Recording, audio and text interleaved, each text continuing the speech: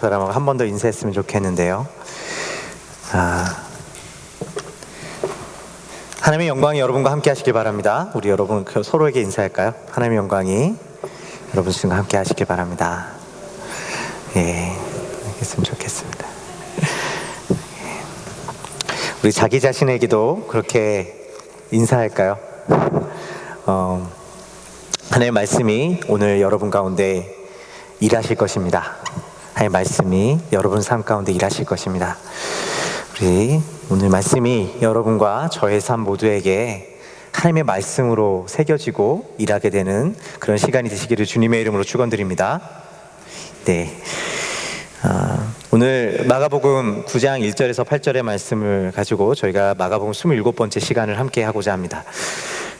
고대 그리스에서는 수사학이라고 하는 학문이 매우 발달돼 있었습니다. 한마디로 이야기하면 설득의 기술 정도로 이해할 수 있는 학문입니다. 사람을 설득하기 위해서 필요한 조건에 어떠한 것들이 필요한가, 이런 것들을 연구하는 것이 수사학이라고 하는 것이겠죠. 고대 그리스의 철학자였던 아리스토텔레스는 세 가지 요소를 들어서 이러한 설득의 요소를 이야기하는 것을 봅니다. 그것은 에토스, 파토스, 그리고 로고스라고 하는 것이었습니다. 로고스는 일종의 논리와 그것을 뒷받침하는 증거를 말하는 것이고, 파토스라는 것은 그것을 듣는 사람들의 심리 상태, 어떤 감성을 말하는 것입니다. 아무리 옳은 이야기를 할지라도 상대가 그 마음 상태가 그 이야기를 들을 준비가 되어 있지 않는데, 그것이 아무리 옳은 이야기를 한다 하더라도 설득은 불가능하다라고 하는 것이죠. 그리고 마지막으로 에토스라는 것은 그 설득을 하는 사람이 신뢰할 만한 사람인가에 달려 있다는 것입니다. 설득을 위해서는 이 세 가지 요소가 다 중요한데, 무엇보다 듣는 사람이 그 말하는 사람을 신뢰하고 좋아한다면, 그 사람이 비록 논리가 부족하고 예민하게 상황 파악을 못하고 그러한 사람일지라도 그 설득이 가능하다라고 하는 것을 말해주고 있는 것이죠. 물론 여기서 말하는 아리스토텔레스가 말하는 설득이라고 하는 것과 예수님께서 말씀하시는 설득이라고 하는 것은 서로 다른 의미가 있는 것일 것입니다. 아리스토텔레스가 말하는 설득이란 동의를 말하는 것이지만, 예수님께서 말씀하시는 설득이란 하나님의 권위 앞에 스스로 항복하는 순종을 말하는 것이기 때문입니다. 그리고 그것은 반드시 참된 기쁨과 환희와 감격을 포함하는 것일 것입니다.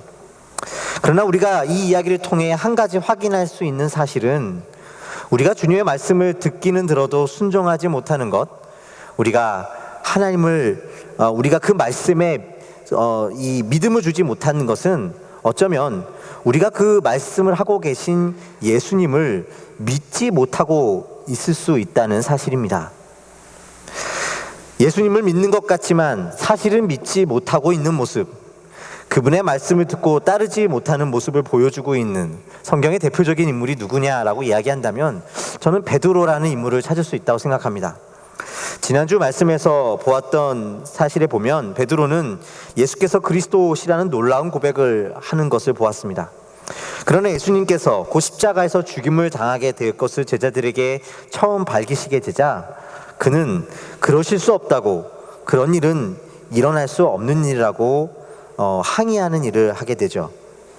먼저는 그가 예수께서 말씀하신 승리가 단순히 눈에 보이는 적을 제거하는 것이 아니라 우리 안에 자기를 주장하며 섬기게 하는 이 땅의 죄에 대한 승리라는 사실을 이해하지 못했던 이유일 것입니다. 십자가는 세상에서 지는 것 같지만 사실은 예수님이 이기시는 길이었기 때문입니다.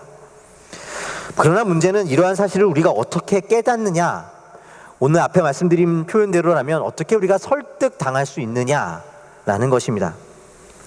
베드로는 분명 오랜 시간 예수님을 따라다녔을 것이고 예수님의 말씀을 들었을 것입니다.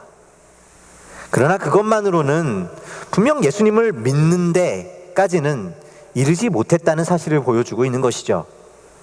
그가 다른 이들은 예수를 선지자로 이야기하지만 자신은 예수를 덜어 주라고, 그리스도라고 이야기하고 있는 모습은 어쩌면 다른 이들과 자신을 그렇게 예수 앞에서 차별화시킴을 통해서 내가 예수를 믿고 있다라는 것을 보여주고 있는 것일 수도 있다는 것입니다. 이것은 사실 주님을 믿지 않았기 때문에 도리어 주님을 믿는 사람처럼 드러내려고 했음을 보여주는 것이라고 할 것이죠. 여기에 우리의 모습이 있는지도 모르겠습니다. 우리가 신앙적인 행위라고 하는 예배나 기도는 믿는 자에게 주어지는 선물이자 은혜의 방편입니다. 그러나 우리가 이러한 어떤 종교적인 행동과 모습을 우리가 주님을 믿는 것을 나타내는 조건과 도구로 삼게 된다면 그것은 사실 우리 안에 주님을 믿지 않고 있다는 반증이 될 수도 있다는 것입니다. 자신이 예수를 믿고 있다는 것을 우리의 어떤 조건에 의지해서 증명하려고 하는 것, 소위 우리가 말하는 율법주의가 사실은 예수를 진짜로 믿어지지 않기 때문에 그러한 것들로 믿음을 증명하려고 하는, 사실은 그 안에 기쁨과 환희와 감격이 없는, 믿음이 없는 상태를 보여주는 것이라고 할 수 있다는 것이죠. 오늘 말씀에서 그렇다면 어떻게 예수님께서 십자가를 지셔야만 했는지 그냥 이해되는 것이 아니라 진짜로 믿어지며, 그래서 예수가 그리스도라고 믿어지는 삶을 살 수 있는 것일까요? 예수 안에서 진리를 발견한 기쁨과 감격과 확신 속에서 예수가 믿어지는 삶이라는 것은 어떻게 가능한 것인가 라는 것입니다. 오늘 말씀에서 예수님은 그 베드로를 비롯한 3명의 제자들을 데리고 높은 산 위에 올라가고 있는 모습을 보여주십니다. 산은 하나님의 임재의 장소고 초월의 장소입니다. 예수님은 산에서 기도하셨고 거기서 하나님을 만나셨습니다. 그것에서 오늘 베드로와 야고보와 요한은 예수님의 모습이 변형되는 놀라운 광경을 목격하게 되었습니다. 주님이 입으신 옷이 세상에서 빨래하는 자가 그렇게 희귀할 수 없을 만큼, 믿을 수 없을 만큼 희어졌으며, 뿐만 아니라 아마 베드로에게는 성경 말씀에서나 들어보았을 법한, 유대인들 모두에게 존경받았으며 하나님의 선지자로서 인정받는 권위가 있었던 이 모세와 엘리야가 지금 눈앞에 이 예수와 함께 있는 것을 보게 된 것입니다. 베드로에게 이 일이 얼마나 놀랍고 경이로운 경험이었던지 한국어 성경에는 무서웠다라고 표현되어 있지만 본래적인 의미는 황홀했다라는 의미로 이야기하고 있는 것을 보게 됩니다. 얼마나 그의 삶에 이 경험이 기가 막힌 경험이었는지, 황홀한 경험인지를 표현하고 있는 것이죠. 또 이 일이 얼마나 인상 깊었던지 여기 마가복음에서 뿐만이 아니라 그가 쓴 다른 서신에서도 이 일을 다시 한번 기록하고 있는 것을 봅니다. 베드로후서 1장 16절에서 18절까지의 말씀을 보겠습니다. 우리 주 예수 그리스도의 능력과 강림하심을 너희에게 알게 한 것이 교묘히 만든 이야기를 따른 것이 아니오. 우리는 그의 크신 위엄을 친히 본 자라. 지극히 큰 영광 중에서 이러한 소리가 그에게 나기를 이는 내 사랑하는 아들이요 내 기뻐하는 자라 하실 때에 그가 하나님 아버지께 존귀와 영광을 받으셨느니라. 이 소리는 우리가 그와 함께 거룩한 산에 있을 때에 하늘로부터 난 것을 들은 것이라. 베드로후서는 베드로가 이제 자신이 죽임을 곧 맞게 될 것임을 느끼면서 쓴 서신서입니다. 베드로는 이 사건이 어떤 상징적인 의미나 어떤 만들어낸 이야기가 아니라 실제로 그가 경험하고 보았던 일이었다는 사실을 분명히 합니다. 그리고 그가 마지막을 준비하며 쓴 서신서에서도 이 일을 쓰고 있다는 것은 베드로에게 있어서 이 사건이 얼마나 강렬한 기억이었는지를 보여주고 있는 것이라고 할 수 있을 것이죠. 그는 여기에서 예수께서 옷이 휘어졌으며 또한 엘리야와 모세와 더불어 이야기하는 것을 본 것을 가리켜 크신 위엄 혹은 지극히 큰 영광을 보았다라는 말로 표현하고 있습니다. 이 영광이란 말을 풀어 설명하면 그러므로 무슨 의미일까요? 우리를 압도하고 있는 아름다움, 우리가 정말 커다란 빛에 섰을 때 우리가 압도당하는 그 아름다움, 그러한 것을 가리켜 이 영광이라고 할 수 있을 것입니다. 베드로는 그 산 위에서 자신의 삶을 압도하는 그 경이로운 그 아름다움 앞에 서게 된 것입니다. 저는 여러 나라를 다니지는 못했지만 가본 곳 중에 너무나도 잊혀지지 않는 기억에 남는 곳이 있습니다. 그곳은 바로 히말라야라는 곳입니다. 그곳을 가기 위해서 비행기를 탔는데 그 비행기 아래로 내려다 보이는 히말라야 끝이 없을 것 같은 마치 산의 바다와 같은 모습부터가 장관의 모습이었습니다. 그리고 더군다나 그곳에서 내려서 바라보게 된 산의 모습은 저를 압도하는 것 같았고 심지어 경건해지기까지 했던 기억이 남아 있습니다. 왜냐하면 그 거대한 산 앞에 나란 존재가 얼마나 작은 것인지 깨달아 알아지는 경험을 하게 되었기 때문입니다. 아마 여러분들도 그와 같은 경험이 한 번쯤은 있지 않을까 생각합니다. 베드로가 산 위에서 보고 경험한 것을 이러한 것으로 다 표현할 수는 없지만 이 산 위에서 그가 보았던 경험을 아주 엇비슷하게 표현한다면 이와 같은 것이 아닐까 생각합니다. 세상이 자랑하는 것들, 이것만 가지면 생명을 누릴 수 있고 내 삶이 만족할 수 있다고 이야기하는 것들과는 비교 자체할 수 없는 하나님의 아름다우심과 영광을 직접 보는 영적이고 초월적인 경험을 하게 되었던 것이죠. 그리고 이때 이는 내 사랑하는 아들이니 너희는 그의 말을 들으라 하는 소리가 하늘로부터 들려지는 것을 보게 됩니다. 이것은 무엇을 말해주는 것일까요? 믿음이란 단지 이해하는 것이 아니라 어쩌면 경험되어져야만 되는 것이 아닐 것인가 라는 것을 보여주는 것이죠. 우리가 주님의 말씀에 순종하는 것이 먼저 예수님의 영광을 보는 것에 달려있음을 확인시켜주고 있는 것입니다.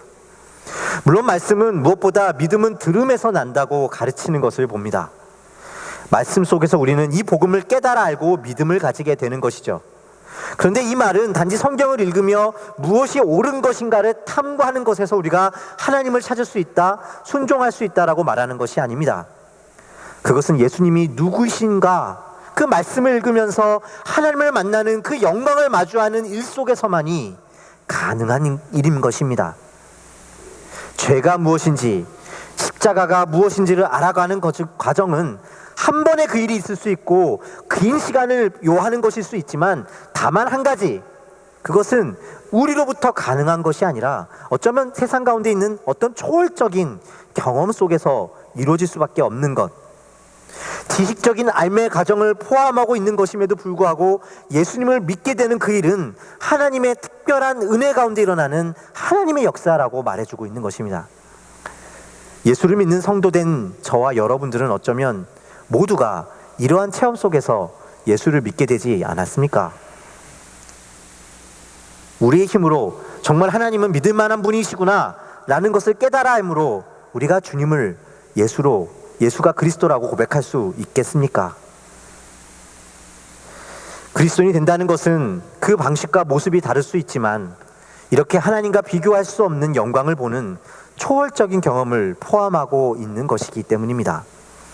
어떤 이는 누군가의 만남을 통하여, 또 어떤 이는 말씀을 듣고 책을 읽는 가운데 마치 제자들이 산 위에서 세상을 내려다보았던 것 같이 예배 속에서 예수님 안에 있는 비교할 수 없는 하나님의 영광을 보게 되고 또 같은 초월적인 경험을 하게 되며 우리로 신앙을 가지게 되는 중요한 역할을 하게 된다는 것입니다. 산 아래 세상이 아웅다웅하며 상처받고 영광을 누리고 그렇게 있어도 산 위에 올라서 내려다보면 자신이 있던 그 산 아래 세상이 일이 아무것도 아닌 것처럼 느껴진 것과 같은 이치입니다. 하나님의 임재 가운데 세상보다 크신 주님의 영광을 볼 때에 또한 이로 말미암아 세상에서 유명해지거나 힘을 얻거나 안전을 누리는 삶이 아니라 예수의 옷을 입고 살아가는 성도로 거듭난 삶의 그 아름다움과 영광을 사모하게 되는 것입니다. 이것은 하나님께서만이 하시는 일이시며 우리에게 주시는 특별하고 놀라운 은혜일 것입니다. 그러므로 믿음을 가지는 것, 믿어진다는 것은 말씀을 듣는 것이기도 하지만 그것은 곧 성령의 역사, 하나님의 영광을 볼 수 있는 눈이 띄어지는 역사입니다. 하나님을 믿고 싶지만 믿어지지 않는 영혼들이 저희 가운데 있으십니까? 정직하게 아무리 생각해 보아도 나는 예수님을 믿을 수 없다라고 말하고 계신 분들이 있습니까? 그런 고백이 있다면 그것 또한 참 귀한 하나님께서 주신 마음일 수 있는 것이, 그것으로 말미암아 그 정직한 마음과 가난한 마음으로 말미암아 하나님께서 우리에게 믿음을 만들어내시는 토대가 될 수 있기 때문입니다. 처음 믿는 분들에게만 해당되는 말씀이 아닙니다. 우리 안에 하나님을 향한 믿음의 정직한 고백이 없다면 우리는 모두 정직하게 우리 자신에게 물어야 합니다. 어느 순간 하나님을 믿는 것을 우리가 가진 종교적인 외형으로 대체하고 있지는 않습니까? 정말 주님이 믿어지십니까? 우리 모두는 혹 그런 마음이 있다면 하나님의 영광을 보여달라 구하셔야 될 것입니다. 하나님의 영광을 보여달라 우리의 눈을 떠서 주님께서 우리 삶에 그 일을 행해달라고 구하시는 저와 여러분이 되시기를 축원드립니다. 주님이 불쌍히 보시며 하나님의 일을 여러분의 삶 가운데 행하실 것입니다. 그렇다면 오늘 말씀에서 베드로가 보았던 이 영광의 정체는 무엇을 말하는 것일까요? 그저 초월적인 경험이 우리에게 필요하다 정도로만 오늘 말씀이 말하고 있는 것일까요? 사실 이러한 예수님의 영광을 보았던 베드로는 이후에 여전히 변하지 않고 있는 모습을 보여주고 있습니다. 그 산 위에서 세상보다 크신 영광을 목격했음에도 그 산 아래로 내려간 제자들의 모습은 역시나 누가 크냐, 누가 더 잘났느냐 싸우고 있는 모습을 보기 때문입니다. 마치 우리가 하나님의 그 초월적인 영광을 보고 경험했음에도 불구하고 교회에 앉아있는 우리 자신의 모습이 여전히 누가 크냐 사실은 싸우고 있는 모습을 가지고 있지는 않습니까? 그것과 다름없는 모습이 여기에도 나타나고 있다는 것입니다. 우리가 영적인 체험이 있을지라도 다시 산 아래를 살아가는 우리는 지속적으로 그런 은혜 가운데 머물지 못한다는 사실을 우리는 경험하고 있지 않습니까? 그렇다면 무엇이 문제일까요? 오늘 말씀에 그 영광을 보았던 베드로의 반응이 매우 흥미롭습니다. 그는 지금 여기가 좋사오니 예수님을 위하여, 모세를 위하여, 그리고 엘리야를 위하여 초막 셋을 짓자고 이야기합니다. 그가 그 산 위에서 보았던 영광은 예수님께서 당시에 그 유명하고 하나님으로부터 왔다라고 여겨지는 그 권위를 가졌던 전설적인 인물들과 같은 반열에 예수가 있다라고 생각하는 영광이었습니다. 이러한 영광은 세상에서 우리가 자랑할 수 있는 그런 영광이 되는 것이죠. 그러나 정작 우리로 주님의 인격적인 관계 속에서의 변화를 만들어내지는 못합니다. 베드로는 그저 그 지점에 머물고 있고 싶었던 것입니다. 예수님께서 위대한 인물이심을 인정하고 나에게는 대신에 아무런 영향을 끼치지 말아달라고 사실은 말해주고 있는 것이죠. 저는 이 표현을 상호호애 혹은 예수님과 맺는 상호 불가침 조약을 맺고 있는 것이라고 말하고 싶습니다. 제가 당신을 이만큼 존경하고 인정할 터이니 거기까지 계셔 주십시오 말하는 것입니다. 이것을 기쁨과 감격에 충만함이 가득한 믿음이라고는 할 수 없을 것입니다. 우리가 주님을 만나는 경험은 처음에 대체적으로 이러한 세상에서 누구보다 힘센 하나님이 내 편이 되신다는 것에 거기에서 영광을 보는 데서 시작합니다. 그러나 우리가 주님을 깊이 알아가면 알아갈수록 주님 안에 있을수록 그러한 영광이 전부가 아니라는 사실을 알게 됩니다. 주님은 우리를 더 깊은 영광의 세계로 데려가고 계십니다. 사실 오늘 예수님께서 보여주신 이 영광의 본질은 바로 십자가에 달려 죽으셨다가 부활하신 그 영광을 미리 보여주고 계신 것입니다. 십자가와 부활 가운데 계신 영광은 무엇이며 그것은 어떤 믿음을 우리에게 만들어냅니까? 그것은 한마디로 우리 가운데 계신 하나님의 영광입니다. 다른 말로 성육신의 영광이라고도 할 수 있을 것이죠. 베드로후서에 베드로는 이 영광의 정체를 그 당시와는 조금 다른 모습으로 기억하고 있다는 사실을 확인할 수 있습니다.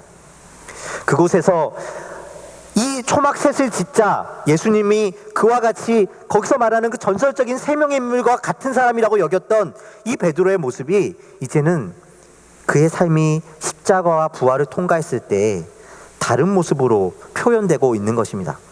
베드로서 1장 16절의 말씀을 제가 한 번만 더 읽겠습니다. 우리 주 예수 그리스도의 능력과 강림하심을 너희에게 알게 한 것이 교묘히 만든 이야기를 따른 것이 아니요 우리는 그의 크신 위엄을 친히 본 것이라. 베드로는 그 영광과 위엄의 참 의미를 여기서 강림하심이라는 말로 사용하고 있습니다. 그 산 위에 함께 있었던 또 한 명의 증인이었던 이 요한이라는 제자가 있었죠. 이 요한은 이 예수의 영광에 대해 요한복음에 다음과 같이 이야기합니다. 말씀이 육신이 되어 우리 가운데 거하심에 우리가 그의 영광을 보니 아버지의 독생자의 영광이요 은혜와 진리가 충만하더라. 공통점이 보이십니까? 지금 어떤 일이 이 베드로와 요한 가운데 일어나고 있었다는 것이 보이십니까? 그들이 만난 영광의 실체가 깨달아졌습니다. 그것은 강림하심, 또 우리 가운데 거하신 하나님의 영광이라는 것입니다. 우리 가운데 계실 수 있는 하나님의 영광입니다.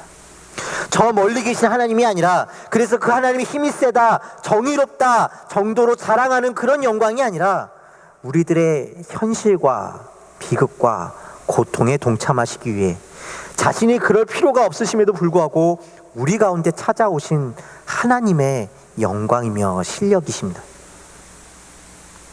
이러한 영광이 세상이 주는 그러한 어떠한 영광과는 달리 참으로 능력 있는 이유는 힘이 아니라 오직 이러한 자신을 찢으셔서 우리에게까지 찾아오신 그 하나님의 영광이 우리로 그분께 항복하게 하고 우리로 변화할 수 있게 만들어주기 때문입니다.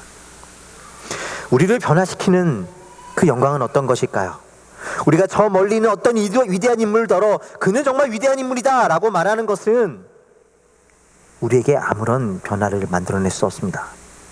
그러나 비록 부족해 보여도 부모의 사랑이, 부모님이 우리 가운데 계시다는 사실이, 그가 우리에게 자신의 힘을 자랑하는 것이 아니라 우리 앞에 우리를 사랑하시기 때문에 져주실 수 있다는 그 사랑이 우리를 항복하게 하고 순종하게 하며 우리를 변화시키고 있는 것은 아니겠습니까? 여기에 우리를 변화시키는 참된 주님의 영광이 있습니다.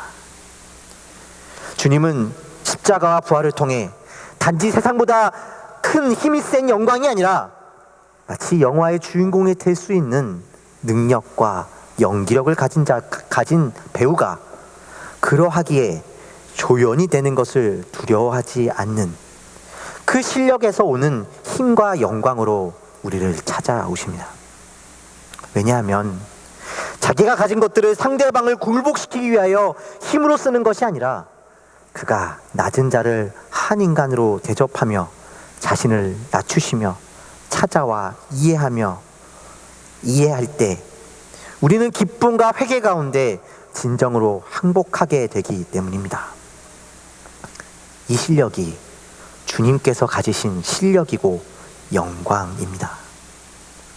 그리고 이 영광 안에서 우리는 변화를 받았고 구원을 받았습니다. 이 영광을 본 사람의 모습은 그러므로 어떻습니까? 예수 안에서 하나님의 영광을 자신의 영광으로 삼고 살아가는 성도는 위대한 사람이 되는 것보다 자신을 낮추어 다가가 이해하며 대접하는 것을 영광으로 삼는 길을 쫓게 됩니다. 예수께서 변형되심을 통해 그 부활하심을 통해 우리 가운데 보이신 그 영광의 삶을 우리도 살아가게 되는 것입니다. 베드로는 그때 아주 잠시 보았던 그 예수의 진정한 영광을 부활하신 그리스도를 보물을 통하여 확실히 깨달아 알았으며 사람을 변화시킬 수 있는 진정한 아름다움, 그 영광이 어디에 있는지를 볼 수 있게 되었던 것입니다. 그리고 그로 말미암아 그는 거기에서 자신도 그와 같은 변화를 사모하는 삶으로 살아가게 되었던 것입니다. 초대교회의 위대한 신학자이다 교부를 알려진 성 어거스틴이라는 사람이 있습니다. 본래 마니교회 심취해 있었던 사람이었죠. 그는 자신의 회심을 다룬 고백록이라는 책에서 마니교회 심취해 있었던 자신의 모습을 이렇게 표현합니다. 그 가르침을 따라 엄격한 금욕을 추구하며 그것을 사모했지만 나의 모습은 그 금욕의 삶에 매료된 것과는 다르게 실제로는 그와 반대되는 삶을 살고 있었음을 인정한다는 것입니다. 그가 금욕적인 삶을 추구했던 것은 그로 말미암아 자신의 존재가 받아들여질 수 있는 조건으로 삼았기 때문이라는 것입니다. 그래서 그는 더욱 금욕적인 것을 추앙하지 않고 자신의 욕망을 따라 사는 사람들을 비판하고 그들을 멀리하기까지 했습니다. 자신 또한 그들과 다르지 않았음에도 자신이 그러한 욕망을 따라 살아가는 이들과 세상에 대해서는 회의적이 되어갔던 어거스틴이었지만 우연한 기회에 밀라노로 가게 되면서 그의 삶에 놀라운 일이 벌어지게 됩니다. 그곳에서 그는 평생의 스승인 암브로시우스라는 사람을 만나게 된 것입니다. 그는 아직 예수를 영접하기 전이었습니다. 암브로시우스는 철없는 천재 어거스틴을 아비답게 맞아 주었습니다. 그리고 그의 존재를 기뻐해 주었습니다. 자기를 사랑으로 받아들여주는 그 큰 마음과 만나면서 이 어거스틴의 마음에도 봄이 찾아왔습니다. 그러한 변화는 암브로시우스가 진리를 가르치는 위대한 스승이었기 때문이 아니라 그가 예수 안에 있는 그 큰 영광을 보았기 때문에 그 모난 어거스틴을 자신의 가지고 있는 지식과 힘으로 설득하려고 하는 것이 아니라 그 영광의 능력 앞에서 그를 참아 주었기 때문입니다. 그것이 어떻게 가능한 일이었을까요? 암브로시우스는 십자가에서 예수의 영광의 목격자 되었기 때문이었습니다. 그리고 그 영광을 증언하고 말하고 설명하는 삶이 아니라 그 영광의 증인으로서의 삶을 그렇게 살아갔던 것입니다. 그리고 그로 말미암아 어거스틴은 변화를 얻게 되었습니다. 사랑하는 성도 여러분, 지난 몇 주간 이 말씀을 마가복음을 보면서 그리스도교 신앙이라고 하는 것은 변화를 말하는 것이다 라는 것을 이야기했습니다. 우리가 오늘 읽은 말씀에 보면 후반부에서 산에서 내려온 제자들이 누가 더 크냐를 놓고 싸우는 장면이 이어진다고 얘기 드렸습니다. 우리의 힘으로는 그리고 베드로와 같이 예수를 그저 위대한 인물로 보는 신앙으로는 여전히 하나님 앞에서 자신을 주장하고 때로 그렇게 세상에서는 인정받고 이긴 것 같으나 결국은 하나님을 잃어버리는, 사실은 죄에 대해 지는 그 모습에서 벗어날 수 없다라는 사실을 보았습니다. 여전히 우리는 승리를 착각하고 있기 때문입니다. 요즘은 그렇지 않다고 하지만 한때 한국에서 많은 고등학교 학생들이 노스페이스라고 하는 브랜드의 점퍼를 입고 다닌다는 보도를 본 적이 있습니다. 당시에 상당히 비싼 옷인데도 학생들은 그 점퍼를 마치 교복처럼 입는다고 하는 것이죠. 그래서 한국을 방문할 때 당시에 중고등학교 학생이었던 한국에 있는 조카들을 위해 선물을 어떤 거를 사갈지를 물으면 여지없이 조카들은 노스페이스를 외쳐서 서로 당황스럽게 했던 적이 있음을 기억합니다. 어떤 사람들은 그와 같은 현상의 이유를 학생들의 좌절감과 연결시켜 설명하는 것을 보았습니다. 성적 위주의 사회에서 불안감과 좌절감을 느낀 학생들이 또래 집단 다수가 소비하는 고가 제품을 동조해서 소비함으로써 나도 주류에 포함될 수 있다라고 스스로를 위로하고 있다는 것입니다. 뭔가를 소유함으로써 존재의 이유를 확인받고 싶어하는 그러한 모습은 우리에게도 마찬가지일 것입니다. 이와 같이 믿음과 존재의 가난한 가운데 살아가는 우리에게는 주님의 은혜가 필요합니다. 우리는 날마다 이와 같은 옷을 구하며 살고 있지 않습니까? 내가 가진 지식, 내가 가진 영적 능력, 내가 자랑하며 내세우는 그것이 사실은 우리의 가난함을 보여주는 것이 아니겠습니까? 우리는 너무나 쉽게 이 옷에 싸움을 하는 자들이 되고 말며 그렇게 어리석게도 우리의 가난함을 드러내고 맙니다. 그러나 주님이 보여주시는 그 영광, 오늘 말씀에 그 옷이 세상 옷 것으로는 회개할 수 없을 만큼 영광스러운 것이고 희게 되는 것이라고 이야기한다는 사실은 그 아름다움이 말이 아니라 세상의 그 어떤 것으로는 비교할 수 없는 사랑의 실력이며 낮아짐의 실력이라고 말해주고 있습니다. 이 변화가 가능합니다. 이것은 무엇이 이기는 것이며 무엇이 지는 것인가를 주님 안에서 확인함으로 가능한 것이기 때문입니다. 로마서 13장 14절에 이렇게 이야기하죠. 우리 주 예수 그리스도의 옷 입고 정욕을 위하여 육신의 일을 도모하지 말라. 주 예수로 옷을 입으라. 예수께서 입으신 이 옷을 입을 때 우리는 육신의 일을 도모하지 않을 수 있게 됩니다. 주님의 영광에 눈이 띄어지시는 축복이 저와 여러분 삶에 있게 되시기를 축원드립니다.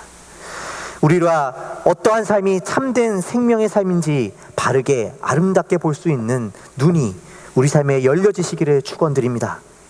무엇보다 우리에게 찾아오신 이 주님의 영광, 질 수 있는 것이 참으로 아름답다는 사실, 그 영광이 우리 가운데 찾아오게 되시기를, 그렇게 그 영광을 만남으로 변화되는 저와 여러분의 삶이 되시기를 주님의 이름으로 축원드리겠습니다.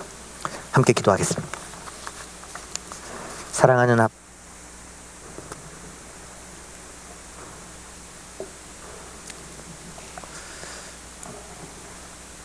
우리는 위대한 사람을 쫓으면, 그 사람을 흠모하면 변화가 일어날 것이라고 믿어지는 경우가 얼마나 많습니까?